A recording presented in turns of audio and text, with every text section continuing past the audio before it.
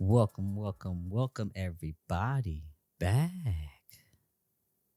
to another episode of the Transgender Plan, your go to podcast for transgender history. As always, I'm your host, Mari, and it is a pleasure to be back here on this beautiful Sunday evening with all of you. I would like to say that I apologize for last week that I didn't have a video, a episode prepared for you all last week. Last week was my birthday. I was out with family and friends for the entire week and weekend, so I really didn't have enough time to go out. Not really go out, but I didn't have enough time to record an episode. So I'd like to say I apologize for that, and I should have gave you all a heads up. This is really why I'm trying to hire a social media manager because I need to be able to tell you all this via social media. And with my extremely crazy schedule, starting being Pride Month, preparing for Pride Month, I didn't get a chance to get around to it. So I apologize for that. If you want to know, yes, my birthday was great. I had a good time. I spent, like I said, very close time with family and friends. Went out on a nature kind of day for my actual birthday, and it was exactly what I needed. Really, I don't really do too much for my birthdays. I'm very laid back, enjoy myself, thank the man above for giving me another year, and kind of go from there. It's not nothing too crazy. Really, the only time I like celebrate maybe is a birthday is during milestone years. I just turned 26, so it's not like anything too crazy. So I just enjoyed, like I said, my time with family and friends, like I always do. So I had a good time. Like I said, I apologize for not giving you all the episode last week, but we're back today. To get started, I would like to thank everyone for listening today. If you are a new listener, I would like to welcome you to the Transgender Plan podcast. I will give you a breakdown of what you expect from this podcast momentarily. But before I do, I would like to also thank my returning listeners. Without you all, as I always say, this podcast would not be what it is today. Our subscriber and listener count are continuing to grow every single week. So I just thank you all for one, subscribing if you are a subscriber, but also two, for continuing to listen, to share amongst your friends or family, and to keep the Transgender Plan ship rolling. Thank you. For our new listeners, if you are new here, like I said, the Transgender Plan podcast is your go-to podcast for transgender history. Our podcast is not, just about history, but it also serves really as a platform for education. I want to provide you all with valuable insights into transgender history, but also the issues faced by the transgender community from not only today's modern times, but from decades ago. We aim really to inspire understanding, promote inclusivity, and really spark conversation about transgender history and issues. So you're getting expert knowledge from myself to further your learning, really, right? Each episode is intentionally designed to be concise yet comprehensive, with a duration about 15 to 20 minutes. Sometimes it goes a little over, but really it just gives you something to start with and learn more along the way. So for all of my new listeners out there, welcome. I hope you love today's episode. If you do, don't forget to subscribe at the end once you finish listening. But also too as well, don't forget to tell a friend, family member, or just another ally maybe that might be interested in learning. So today we'll be diving deep into the late 19th century to really explore the fascinating story of the Cercle Hermaphroditos, which is a society that has had a significant impact on transgender history. So with that, let's go ahead and get started. The Cercle Hermaphroditos, established in 1895 in New York City, stands out as an extraordinary organization in history. It is arguably the first known organization for the advocacy of transgender rights in the United States. Named after the Greek god Hermaphroditus, which was really a amalgam.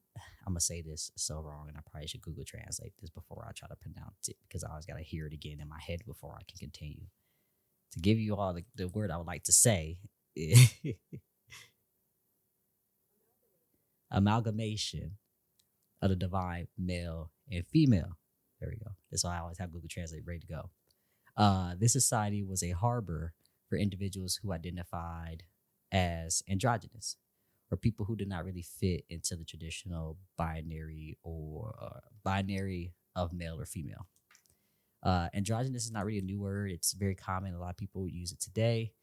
Um, you may, depending on where you are, have a different enunciation of how you say androgynous. So that's just I think the correct term came from France, if I'm accurate on this. And I can't pronounce it because I have a very terrible dialect now in American terms, and not American, but in the English, my English dialect is terrible. But androgynous is really, like I said, the modern day word of the French terminology that it came from. Now, the Cercle Hermaphroditos was the earliest organization in the U.S. to focus on what we'd now refer to as transgender social justice issues. However, it didn't seem, my apologies, to have really a lasting impact or directly inspire any succeeding organizations. It was not really until mid 20th century that transgender communities started to link with influential networks, leading really to the formation of enduring organizations and the foundation of a social movement, and many that we either have studied or that we know of actually today. Now, this society was really ahead of its time, to be completely honest with you. It was advocating for those who were often misunderstood, which we still see today. And really, the mission of the Cercle Hermaphroditos was to unite, quote, unite for defense against the world's bitter persecution. And to really prove that androgynous were perfectly natural, not aberrations to basically looked down upon. And the society was a beacon of light. It was literally aiming to combat prejudice and ignorance about gender identity.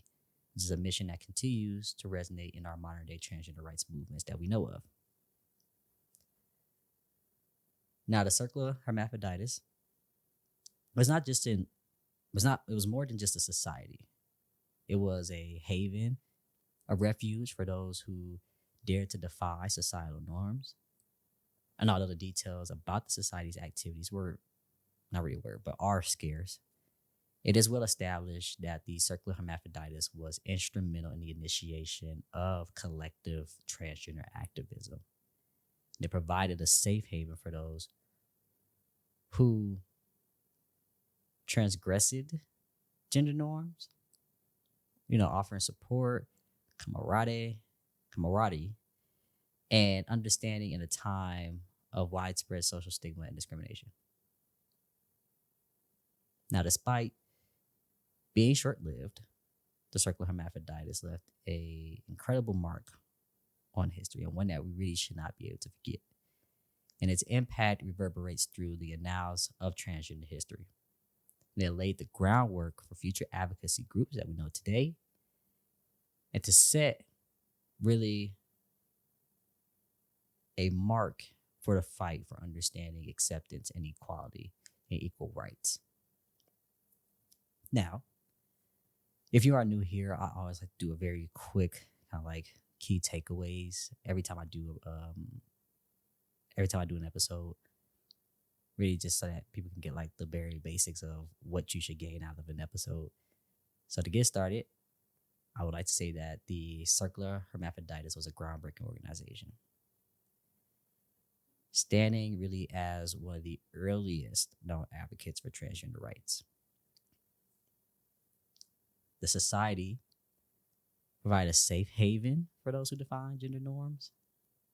Like I said, being able to offer that support and that understanding during a time where social stigma was big, discrimination was big, but as you all know, that's still something that we deal with even today. So it's not something that's like gone, But like I said, kind of just left its initial mark in providing that safe haven for those who were a part of the community. And like I said, despite really being very short lived, the society's impact can really still be felt today because it kind of sent its energy into the current trans organizations that we know of, the advocacy groups that we know of that's fighting for us now. And it set that stage for our groups, our advocacy groups, to continue this ongoing fight as we continue to let the trans community know that they are seen, that they've been heard, and that we, for those who are very well versed in LGBTQ plus history, know that we've been here for a very long time. So what we really just want to do is fight for equal rights, right? And another thing is that early advocates were pioneers in the face of adversity, right? So with Cercle Hermaphroditos and being the society that it is, that courage and resilience that they did from when it first started back in 1895 continues to really inspire people today as well. And I want people to really think of this, right? And I'll kind of reiterate it a little bit. But remember that this journey that we take together as a community, whether you're part of the trans community or not, whether you're an ally or, like I said, a party, just the entire LGBTQ plus scope, is that within it, we have to learn how to understand each other a little bit more. But even outside of it, teaching our allies or our allies that might take the time to actually learn about us and what our struggles are like and what our experience is like also takes a little bit of some time to gain a better understanding. Our history is not something that's automatically put out there. Yes, social media exists now where we have the ability to look up books, read books, look them up too, journals, oral history. We have libraries that kind of carry our history. And another thing that a lot of people are not familiar with is museums, right? Now, I know a lot of the main LGBTQ plus museums aren't really in a lot of, it's an accessible, my apologies, locations. Like a lot you will see in like New York, LA, what's the one? Florida, Chicago. They're there. But when we think about our community and how our community has an issue with finances as a whole, not everybody, but kind of like a general scope, it is hard for people within our community to be able to have access to that. So it's just a continuous journey to understand each other and to hear more stories in order for us to get a better idea of what our history was like. That's basically what I want to say. So as we kind of dive deeper, read into the history of Cercle Hermaphroditos, we encounter stories of courage, resilience, and also defiance. Like I said, these early advocates, in the face of great adversity, paved the way for really the future generations that we know today.